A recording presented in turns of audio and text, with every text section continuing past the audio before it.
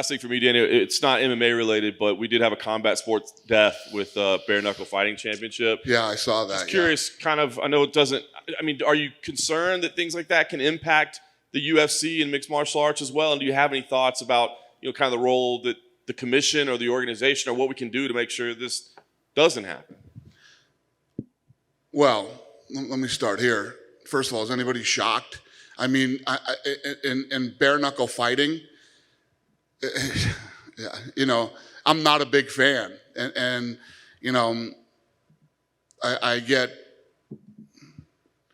guess I would call it concern when I see some of our people when they leave here and go there, and it's like, oh my God. But when you look at this, we've been putting on fights for 25 years. I've done like over 7,000 fights with no serious injuries in the UFC. And we've had some broken bones, some bad broken bones, the shin bone being the worst because it just blows our mind when that bone breaks, and cuts. I mean that's what we have. But the reality is, when I talk about, this goes hand in hand with what we talked about with fighter pay and the money that we invest back in this sport. The number one thing to us is fighter safety. Fighter safety is a very big deal to us, has been since day one. We ran toward regulation. We do extensive pre, post fight medicals. We follow up afterwards with these guys. And I say this all the time. When you make sure that you've spent the right amount of money to make sure that you have healthy athletes competing, going into training, then during the fight, and then you make sure, I mean, the other night when Ortega fought, right?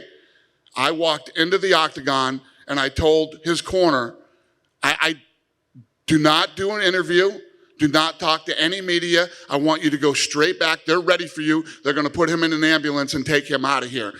Get him right out of there and get him whatever. Then I'm walking out of the arena and I hear him doing an interview with Rogan, I didn't want him to do an interview. I wanted him to leave and go. We do this all the time when we see guys that are whatever. And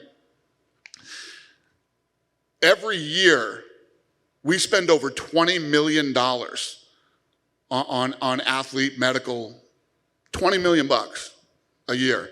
Health and wellness or whatever it may be.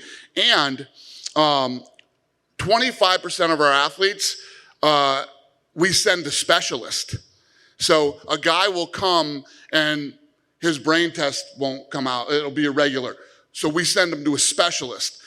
His heart, something was irregular with his heart. He goes and sees a heart, or she goes and sees a heart specialist. And we spend the money to find out, whatever it is that's wrong with them. And as a result of that, our pre-fight screening, throughout the last 20 years, we found 10 athletes that had life-threatening, medical problems with them, and that career-ending, that they shouldn't be fighting. That if they weren't in the UFC, they probably would have fought and they probably would have died. So, listen, this is and that doesn't include the Cleveland Clinic, which we've been doing for over 10 years now, studying fighters' brains and following up to make sure that these guys are safe. There's a lot of shit talk about us.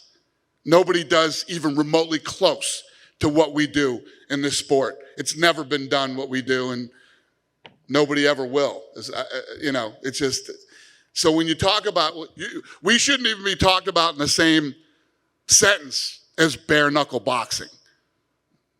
It's not even, it's two completely different worlds. And yes, we're very sorry to hear that this guy passed away. But you're never going to see any of these other organizations doing the type of, health, safety, and medical testing that we do for our athletes. Dana, just off the back of that, you say that these other promotions won't do the same sort of stuff as you guys, and I think that's probably fair. So does that mean it's time for the commissions to step up? Like, we've seen this trend recently of older guys coming out, fighting again, and it looks like Evander and stuff like that. Is this a sad reminder that commissions actually have a job to step in and stop these fights from being made? 100%.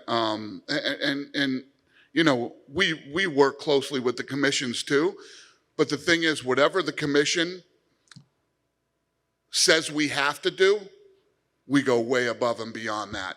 You know, the truth is that this is a rough sport, but when you do the right medical testing and you spend the money, you know, these are our fighters, these are our athletes. You have to make sure that these people are healthy. And there's never going to be a situation where an almost 60-year-old Evander Holyfield is healthy to fight. I mean, you're never going to convince me of that.